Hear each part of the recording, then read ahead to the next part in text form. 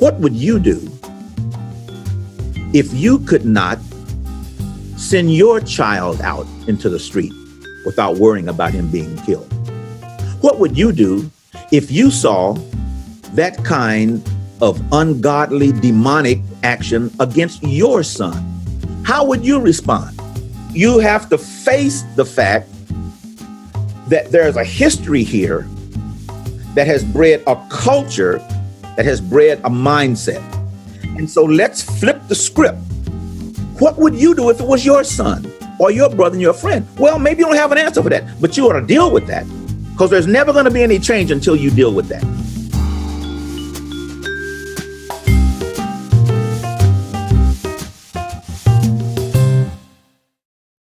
Bishop Ken Ulmer heads the Faithful Central Bible Church in South Los Angeles, has done so, if I did my research right, for close on to 40 years. And he this is also the sister church, as we say, of the temple that I am a member of at Wilshire Boulevard Temple. And our churches and temple work together to do real good work, which I have witnessed in person, on video, and in many ways. So here's the quick backstory.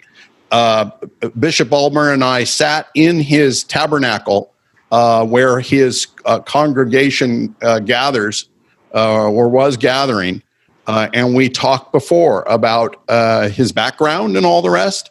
And I felt the need, given the events of the past few months, to impose on Bishop Ulmer again for his perspective on the world today. So, Bishop, thank you once again for rejoining us. Thank you. It's good to see you again, and things have changed quite a bit since we last talked. Yes. Let me start on one that's might seem like a boring number, but the number that I wrote at the top of my notes here is 25%, and 25%. That I'll have you comment on is the regulation imposed by the city of Los Angeles, the county of Los Angeles, Mayor Garcetti, et cetera, as a limitation for the size of a congregational gathering. Facing that restriction in the place that you have helped build, which I have been personally witness to, with thousands of people gathering on a Sunday, what is the world of the congregation like now versus what it was, as they say, pre-COVID? Well, first of all, unless they've changed the rule, which they change every day. Yes. Well, that, unless they've changed the rule, the 25% is not really the key number. Because the original, unless it has changed, the original guideline was 25% or 100, whichever is less. Right. That's the other part of the rule. That's correct, Bishop. Right. And actually, the 25% is significant for many churches in Los Angeles. I mean, the average church in America is only about 100 people anyway. So to say 100 people is your cap, that's a significant number for many churches. I think when you get to the larger churches, we're probably a large church. I wouldn't call us a mega church. I know some real megas.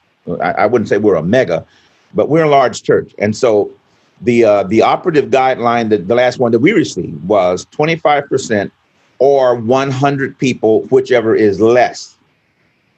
And so our place seats about 1,700.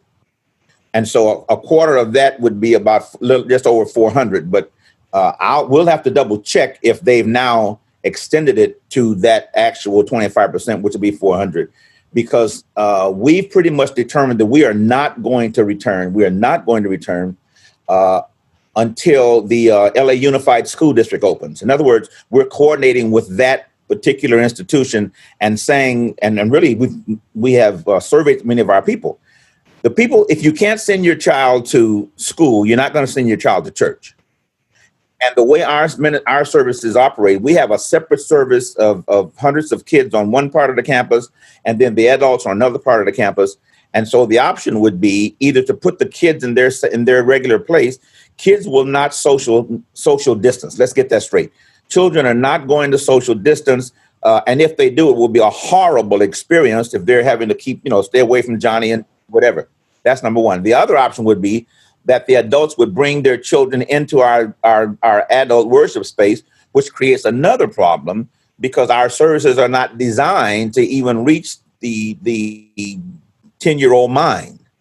And so we've determined that we're going to coordinate with the LA Unified School District. And when the schools are open, we'll begin to look at our times of coming back together and see what kind of guidelines they're going to be. Because again, it's a major issue when you try to worship as a family and yet you've got these kind of guidelines. Yes. Wow. So that jumps into just one more question around COVID. If as you sit back now that we're 3+ months into all of the tumult, what would you point to as something that just feels like the most significant change? Is it literally the physical presence of your congregation? What strikes you as your big, I don't want to say takeaway, that's such a terrible corporate term, but what really sticks with you through this as the biggest change? Well, I think the challenge for us, and I would think in any spiritual context, be it synagogue or temple or church or whatever, is that how do we not allow social distancing to become spiritual and relational distancing? In other words, how do we not allow that to imply that we cannot have relationships, we cannot remain in contact, we can't have conversations, we can't have intimate contact with people? And so that's, I think, is the challenge of those of us who deal with the masses or deal with groups. It's how do you do that and yet maintain your identity? I mean, in our services, there's a particular we call it a flow. There's a particular atmosphere. There's a particular style of African American worship that almost demands intimacy, demands relationship, demands interaction. And so our struggle now is how do we modify that on the one hand, in order to remain safe, to maintain safety, but on the other hand, to remain identity, because by definition, we interact in our services. I interact with the people interact with each other. Turn to your neighbor, the person next to you, in front of you, behind you, and so I'm not sure what that's going to look like when we have to, space out in a setting that does not allow you to have those kinds of relationships. And so we're still working it out. We have a 15, 20 page re-entry document that we're working on now, which I think insurance companies are requiring everybody to have. But short answer is a lot of this, we're going to have to make it up as we go along, man. There's a passage in the book of Joshua that says we've not passed this way before. And that's where we are right now. Nobody's done this before. We don't know what it's going to look like. There'll be a lot of experimentation. We're going to try some things. Some things will work. Some things won't work. And so we're kind of going into a no man's land, praying every step of the way.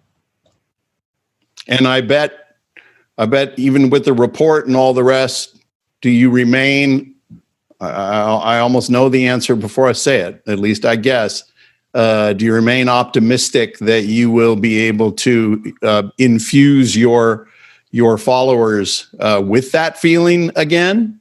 Where is your heart and head at now? It's going to be different. It will never, and I'm not a prophet, so I don't speak this prophetically, but it will never be the same.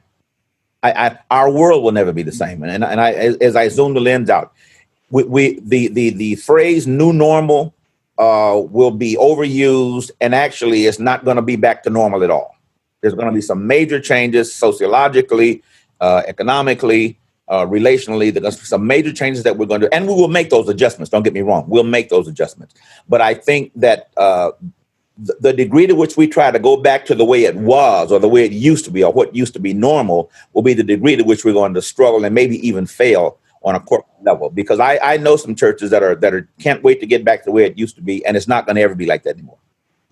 Most of my friends, most of my colleagues are doing online, like most religious organizations that are, and Our viewership has gone up. I mean, if you count viewers, which is a whole nother issue, but if you count viewers, we're reaching more people now than we ever did in that building. Number one. Number two, some of those people are never going to come back into brick and mortar. They have determined that I can worship God. I can serve God with a cup of coffee and my house shoes on. I don't have to get up, go through the traffic, get dressed, all that. And so, first of all, there's a group that are never going to come back. They're never going to come back. And that's not a bad thing. We just have to be creative in how do we continue to minister to them. But those who are going to come, I think, again, will be challenged with this new atmosphere, a new dynamic, and there will be an adjustment. We will make that adjustment. But I think, again, the degree to which we try to go back to the way, there's an old song in the African-American tradition called Let's Go Back to the Old Landmark. It's the gospel song. Well, the degree to which we try to go back to the old landmark is going to be the degree to which we're going to miss where we can go and what we can become. Wow. So do you feel a change within you on how you think about your work, because you seem like you've come to acceptance that whether it's somebody calls it the next normal rather than just the new normal, because there'll be another normal after that. Do you, as Bishop Ulmer, who has done so much for so long, it's not your first time to the rodeo, but you've changed too, I assume. Oh, I think I have had to change. Again, the degree to which we would have, or I would have, tried to hold on to where we used to be would be very catastrophic. So, number one, I've had to change. I am changing. I don't like to change. It's hard to change, man. I mean, I'm tired of the camera congregation. I stand every week before a camera, and that camera now reaches thousands of people, many more than I would have reached. But it's a different dynamic from my culture, from our history, from the very dynamics and the fabric of African American worship. And so I'm still adjusting to it. I don't like it. I'm tired of it, but I'm doing it because at some point you say, now, what are your options? So I make the adjustment. It's been an interesting journey. It's been a good journey. It's been a good journey because we have a team that has made the adjustments that we've needed to make, but it has not been easy. Personally, it has not been easy. My style has been different. It's uncomfortable. I feel a tension. Here it is. I feel a tension between being Hollywood and being holy. You're in front of camera, lights, camera, action. You got there, and we have a lot of entertainment people in our church, and so they're kind of pushing me toward a Hollywood style, a production style, and that kind of thing. And that's not really me. That's hard for me to do. So this, on the other hand, I'm trying to remain. Well, I'm saying this is not just a broadcast. This is a worship experience. And so this tension between remaining the holy gathering of God and being a Hollywood gathering of cameras and lights has been a challenge. Well, you this show with my audience always hears me say the same thing about now. Do not forget that this show is devoted to conversations about conversations, and certainly, Bishop, what you're describing there is a radical shift, not only of your mindset, which has affected how you act, how you feel, but this is something I think that I'm hoping, even by you sharing your story there, that everyone in essence looks in the mirror and says, what change am I going through? Because you hit it right on the button, that the most diminishing thing that you could do is insist that it is another time in the past. Letting that go, I'm encouraged. Now, I also would recommend to anyone, I watched it this morning, all you got to do is go put in Ken Ulmer in Google, and up comes on that first line YouTube from his Pentecost Day speech, and it's exactly one of these productions. And I watched it all the way through, and it is, as a speaker, it is not easy to bring that kind of energy and emotion to fundamentally an empty room. Is the feeling I had, but you really managed to bring it, and not easy. It was an empty room. Yeah. Yeah, and it's tough, man. It's tough. Yeah, You know, it is. I feel like, you know, this is not what I do, you know, and so it's a stretch. I'll be honest with you. It's a stretch. I understand. I'm working on it. Yes. Well, Lem, speaking of a stretch, speaking of something we would prefer to have be different, there have been the events. People have probably seen you on the Today Show with our rabbi leader, and been following just the awful, terrible events of the past few weeks. And that's where I'd like the rest of our conversation, obviously, to go. If COVID wasn't enough, they bring us to this. And as people know by looking at my picture, I'm a slightly older white guy, and it has been a job of listening over the past few weeks, and I pride myself on listening pretty hard. I'll say that my wife said she married me because I listened too well, and that's a little point of pride. My point being, that's really the reason I came back to you, was to get your perspective and your encouragement through this time. And as I told you before we started, I am struck in many ways by. I was struck the other day in my listening work. I watched the James Baldwin documentary, "I'm Not Your Negro." He says the following, and I want to read it twice, not for you because I already read it to you, but for the listener. Not everything that is faced can be changed, but nothing can be changed until it is faced. And not everything that is faced can be changed, but nothing can be changed until it is faced. Here is my question for someone who stands where you stand, Bishop. As you hear those words, the part that grabs me, that I would just be honored by your reaction to, is what do you hear him saying about being faced? That is, what does it mean these days to face it so that it can be changed? Well, you must understand the life context out of which that statement was made. Jimmy Baldwin was probably one of the greatest that's not true. One of the greatest authors, poets, writers in history of any color. And yet, if you read more of his books, you'll find the challenges that he went through as an African-American author, as an African-American playwright, etc. And so the things that he writes about are things that he lived. And so his point was that we often are in a culture that wants to, in one sense, deny, and in another sense, when I was a little kid, we used to play. We play like you didn't see that. Play like that didn't happen. You know. So we kind of put our eyes up and put our hands above our eyes, and we play like we didn't see it, or we put our hands over our ears and play like we didn't hear it, or we say, I don't want to hear it. Don't tell me. And so Baldwin comes from the perspective of saying, until we recognize the realities in which we live and the realities that we face, nothing will ever be changed. Now, no matter how massive, no matter how acute we are and how accurate we are in facing it, some of the things are not even going to change after we face it. But until we face it, it'll never be changed. And so he's writing that piece from perspective of a very gifted African-American who faces a system. And that's kind of where I want to go. There's a system, there's a systemic, institutionalized mindset toward marginalization. The mindset, there's systemic marginalizing of the institutions in our culture that almost automatically marginalize, minimize the contributions of those who are not of the dominant culture, which would be of white culture. And so almost all of his writings has that thread through there.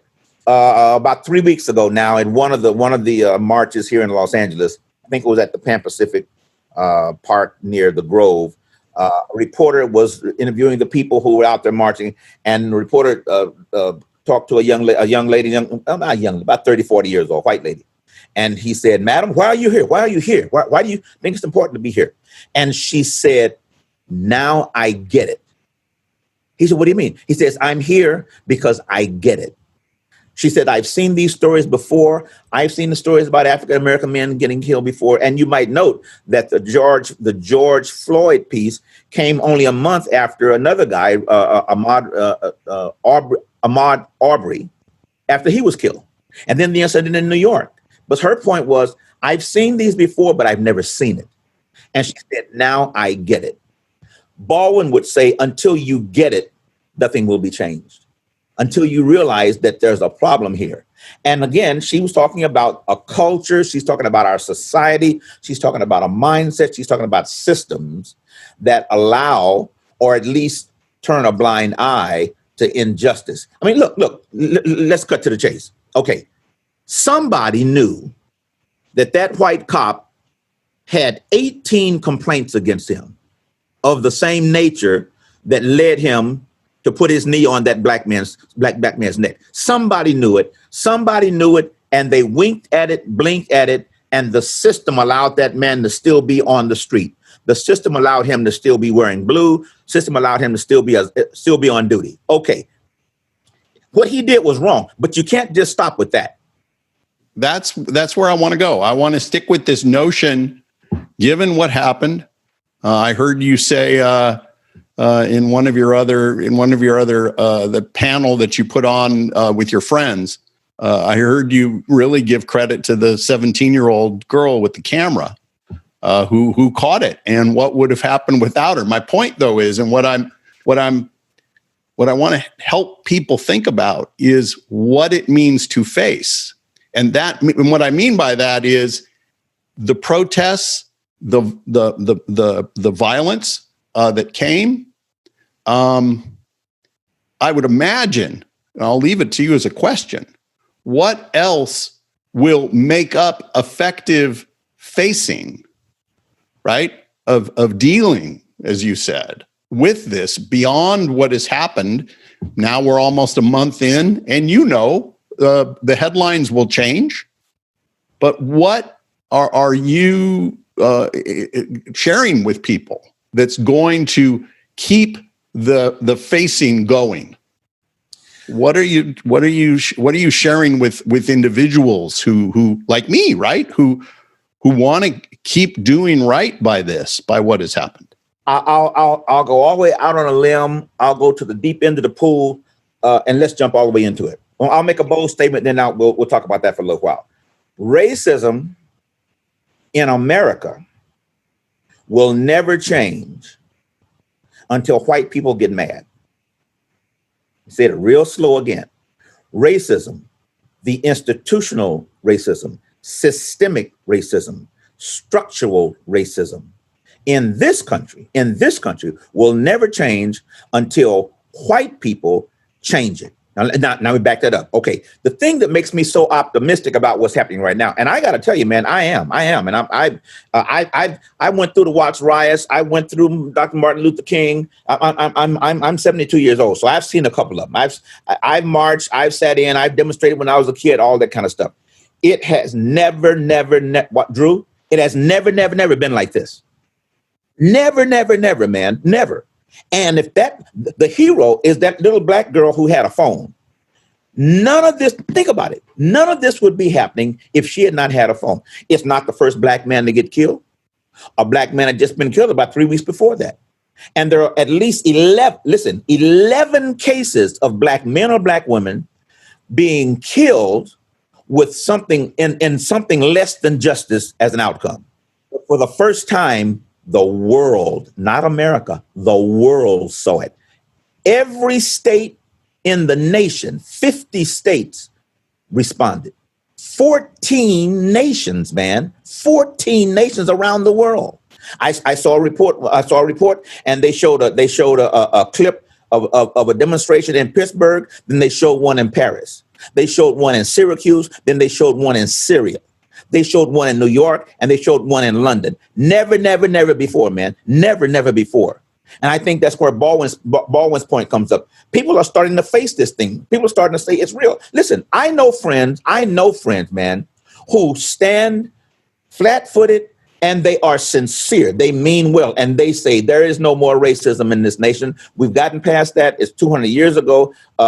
These people are, you people ought to just let this thing go. You ought to just get beyond that. What's taking you so long? And my classic line is, you don't tell Jews to forget about Holocaust. And the Jews come back and say, never again. We're never going to forget about it. Nope. Because they recognize that there's still remnants and carryovers of that mindset, even in America. What's interesting is I had a conversation with a friend of mine, Jewish friend of mine, a couple of days ago. Actually, it was a Zoom like this. And I said, isn't it interesting that some of the people who don't like me don't like you either? So I was talking to Jews, and that's something.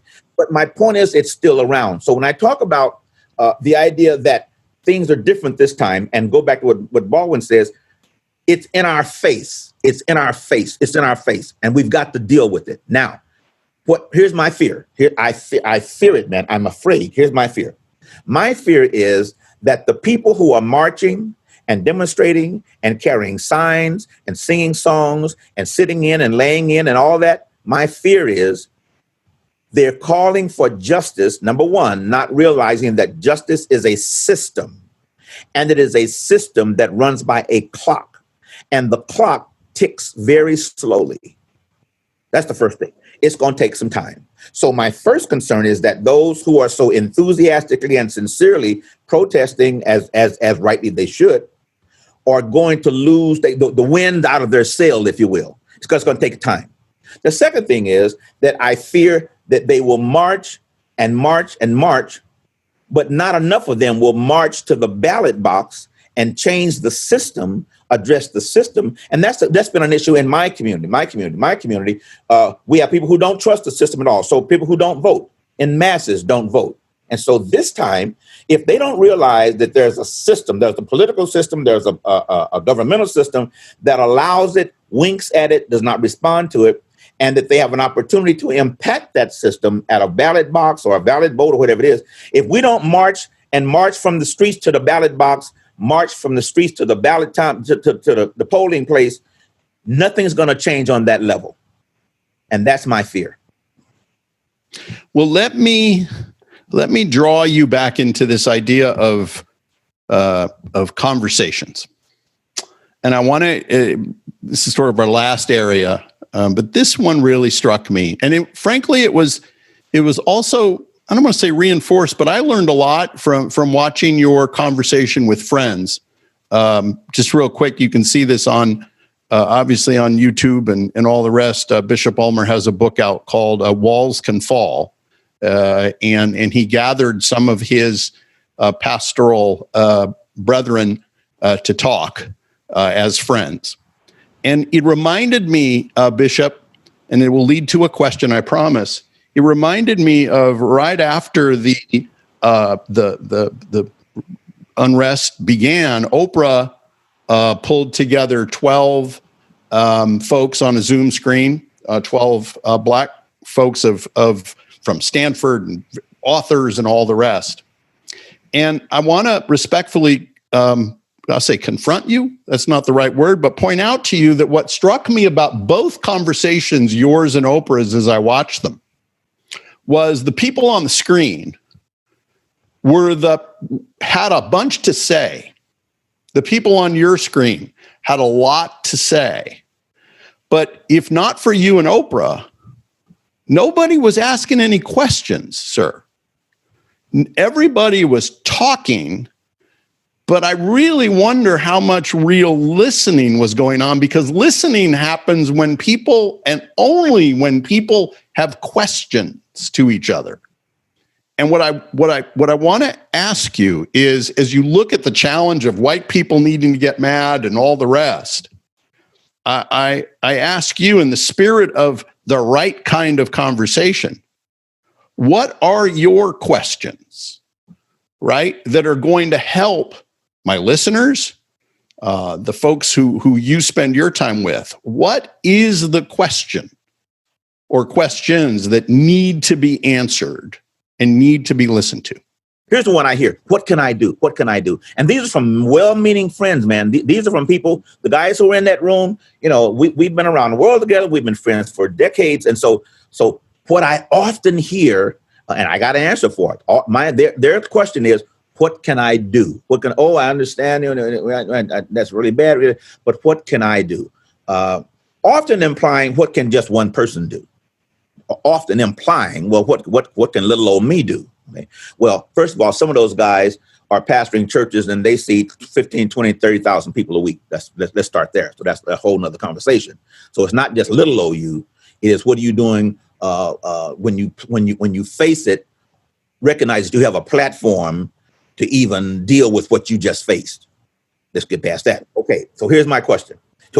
And I've asked this question to my white friends, oh gosh, over and over again in the last 3 or 4 weeks. Here it is. What would you do if you could not send your child out into the street without worrying about him being killed? What would you do if you saw that kind of ungodly, demonic action against your son? What would you do if George Floyd was your son or your brother? What would you do? What would you do? How would you respond? And that's I'm not trying to be facetious about that, but I'm saying you have to face the fact that there's a history here that has bred a culture, that has bred a mindset. Right. And so let's flip the script. And so when you ask me, what can you do? I'll ask you, what would you do if it was your son or your brother and your friend? Well, maybe you don't have an answer for that, but you ought to deal with that, because there's never going to be any change until you deal with that. Until you say that could be my brother or my son or my friend out there. So I'm saying it's not so. And let's go another way. Another fear that I have is that we want to do without dealing. We want to change without facing it. That's what Baldwin was saying. See, we want to get, and so let's get to a solution.